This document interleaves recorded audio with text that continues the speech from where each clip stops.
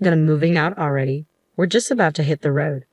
Yep, lightning fast. We'll start hauling our stuff in right after you're off. My brother-in-law, Michael, and his crew seemed to have it all figured out.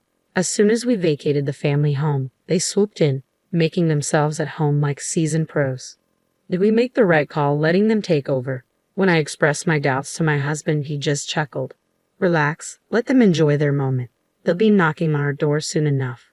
And true to form, a few months down the line, Michael dialed us up in a frenzy. I couldn't help but chuckle at their misplaced confidence. I'm Mary. Joseph and I crossed paths in college. He was a senior, a year my senior. Back then, that gap felt monumental, and Joseph, with his steadfast demeanor, seemed like the epitome of reliability. As my affection for Joseph blossomed, I mustered the courage to confess my feelings to him. Thankfully, Joseph reciprocated, and we embarked on a journey of love. Even as we navigated post-college life and career beginnings, our bond deepened, becoming indispensable to both of us. It was during our 5th year of working together that Joseph popped the question. Excited as I was, I couldn't shake the nerves about meeting his parents. Joseph, your dad is a successful businessman, right? And your mom comes from a well-off family. Will they approve of someone like me?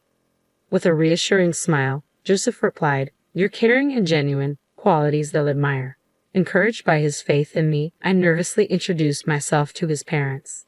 So, you're Mary? We've been eager to meet you. You're just as charming and capable as Joseph described. Has he been causing you any trouble? Oh, not at all. Joseph has been nothing but wonderful to me. Just as Joseph had predicted, both his father, Daniel, and mother, Linda, greeted me warmly, instantly putting my worries to rest. It feels like you've been part of our family forever, they remarked. If we ever had a daughter, she would have been just like you, they added warmly. I earnestly reciprocated to my in-laws. I also consider Daniel and Linda as my own parents. After our wedding and honeymoon, Joseph and I found ourselves in a scramble to secure a new place as our current condo lease was ending. That's when my father-in-law made us an unexpected proposition. Actually, I'll be embarking on an overseas trip for a few months starting next month. It's a rather relaxed assignment, so I had planned on taking my wife along for some sightseeing. How about you two stay in our house while we're away and take your time finding a new place? Really? That would be incredibly generous. Given our struggles in finding suitable accommodation, it was an offer too good to pass up. If you don't find a place you like, you're welcome to stay here, my mother-in-law mentioned, her tone tinged with reservation. That would be wonderful. Are you sure it's all right? You're comfortable with this, Mary, living under the same roof with your mother-in-law? Linda, I consider you a mother figure, not just my mother-in-law. Joseph's family residence is quite grand, boasting multiple rooms. Though not originally designed for dual households, its ample space, guest quarters, and 2 bathrooms made cohabitation comfortable. While there's only one kitchen, sharing meal duties with my mother-in-law proved more enjoyable than cooking solely for 2. Our rapport with my in-laws made the arrangement seamless. Gratefully accepting their offer, we embarked on this new chapter of our lives in Joseph's family abode. After our move, they threw a housewarming bash, extending invitations to all our relatives. You're the star of the show. Just relax and enjoy, my mother-in-law assured me. Yet I found equal delight in catching up with relatives I rarely had the chance to see. Joseph, you've truly found a gem, our relatives would remark each time my mother-in-law and I exchanged smiles. But then, a realization dawned on me. Joseph's elder brother was conspicuously absent. Joseph, the second son, had an older sibling named Michael, just 2 years his senior. While most of the relatives showed up, Michael and his wife were notably missing. Daniel, where are Michael and his wife today? I inquired of my father-in-law. His expression grew somber as he replied, They're fine, don't worry. Detecting my confusion, my mother-in-law stepped in to provide clarification. Michael used to be a regular at these gatherings, but ever since he married Jessica, he's kept his distance. Joseph had hinted to me before about his mother's partiality towards her eldest son, and it seemed Jessica's presence was not well received by her. On that particular day, Michael and his wife were no-shows. Joseph and I sent a housewarming card to their residence. A few days later, I received an unexpected call from Michael. Is Joseph available? His tone was terse. Oh, Michael, Joseph is at work right now. Can I take a message? You're Joseph's wife, right? Mary? Yes, it's been some time. What can I do for you? So, you're staying in the family home, huh? This is a change of address notice. We've moved to my parents' place. Really? Yeah, Daniel and the others suggested it, so we're graciously taking them up on it. When I heard about your housewarming, I couldn't believe you had the audacity to use my parents' home, but to actually live there. That's quite bold. It was evident that Michael harbored resentment towards our living arrangement at his parents' house. Phone conversations aren't enough. I'm dropping by this weekend for a face-to-face chat. Dad will be away on business next weekend. I don't care about Dad. I need to have a conversation with you and Joseph. Well, Joseph might have work commitments too. Seriously, then you'll do. And so, the following weekend, Michael paid us a visit. My mother-in-law appeared overjoyed to have her son home after such a long absence. Mom, you're here too. Of course, darling, of course. I've been looking forward to catching up with you, Michael. I'll be heading to Dad's next week, so I'm glad we could squeeze in some time together. Ah, right, I heard Dad landed a job overseas. Michael responded, his tone lacking enthusiasm, and he shot me a cold look. Since you got the eldest son here, how about brewing some coffee? Oops, my bad. I apologize, hurrying to prepare the coffee, but Michael sneered. Just coffee. No snacks. You really don't get it. Usually you serve up some sweets too. Apologies, I mumbled as I dashed to fetch some snacks, but Michael halted me. You're not planning on bringing out store-bought snacks, are you? Grab a cake from that place downtown. Remember that for next time. My mother-in-law appeared content with her eldest son's visit and offered no assistance. Mary, could you go pick some up? Michael has always had a soft spot for their cakes. It seemed my mother-in-law wasn't exactly on my side in this matter either. All right, I sighed, gearing up for a trip to the store, only to have Michael add another dinner demand. Whip me up a hamburger steak, and I want demi-glace sauce. Homemade, none of that store-bought stuff. You're sticking around for dinner too. Any qualms? It's your duty as my brother's wife to entertain me. Off I went to the store and straight into meal prep. Despite his claim of wanting to chat, there was no time for conversation amidst Michael's culinary preferences. Just when I thought we could finally engage in some dialogue over dinner, Michael threw a curveball. Why are there 3 plates? Because Linda will be joining us, right? If Mom's here, it's only natural she eats too. The odd one out is you. Odd one out? Yeah, I'd like to have a quiet meal with Mom. There's no seat for you. You can't be serious. After having me slave over dinner, Michael promptly ejected me from the house. I ended up dining solo outside, returning when I assumed the coast was clear. Shouldn't we talk now? I tentatively broached the subject with Michael, who brushed it off, claiming conversation was unnecessary at the moment. What do you mean? I asked incredulously. Jessica and I have decided to take up residence here. You and Joseph will need to find another place to live. But we've already settled in. Isn't it more reasonable for me as the eldest son to stay? Mother-in-law's expression was remorseful as she addressed me. Mary, I'm sorry, but Michael appears to be finally embracing his role as the eldest son. It would bring me peace of mind if he remained here.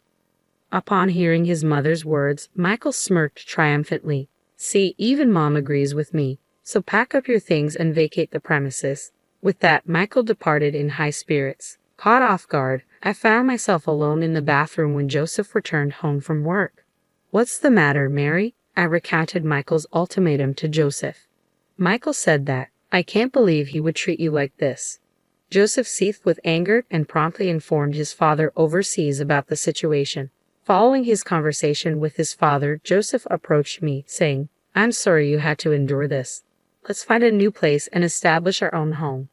Empowered by Joseph's support, I began packing our belongings. Just as we were preparing to depart, Michael phoned. Are you finished moving out? We're about to head out. Yes, we're all set. We'll be bringing our belongings over shortly. With that, we departed, leaving Michael and his family to move in as if they owned the place. Did we make the right decision? Watching Michael and Jessica act freely in the house, I couldn't resist venting to Joseph. Don't stress about it. Let them have their way. They'll be the ones facing the consequences down the line. And true to Joseph's prediction, a few months later, Michael called us in a panic. Hey, Dad and Mom just reached out to me. They're on their way back from the airport. What's happening? Isn't it obvious? Their overseas assignment is finished, so they're returning home. I thought they'd be staying there longer. I hadn't heard anything about their return. I thought this house was passed down to us. Our plan was to live together once they returned. You were aware of that when you pushed us out to live here, weren't you? Jessica would never agree to cohabitate with them, but their belongings are still here, right? Where did you think they'd reside upon their return? Michael grew defensive. I assumed they left behind what they didn't need. You sold it. You sold their belongings. Yeah, Jessica suggested we make some money if it wasn't necessary. My in-laws had left behind valuable possessions like jewelry and watches. Selling those items would amount to a significant sum of money. So what happened to the money? I inquired. It's gone. We blew through it like it was a windfall, Michael admitted. And what if they find out? I pressed. I suppose it's just a matter of time, he conceded. Well, then what's the plan? I asked anxiously. Mary, can you come over and lend a hand? Michael requested. Help? Why should I? I retorted. So you're prioritizing Mom's favorite over Jessica, huh? Assist me by shifting the blame onto Jessica.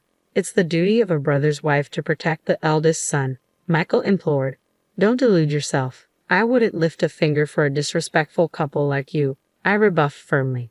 Please, I apologize for everything thus far, Michael pleaded. An apology won't rectify the situation. You should be accountable for your actions. Isn't that the principle of the eldest son?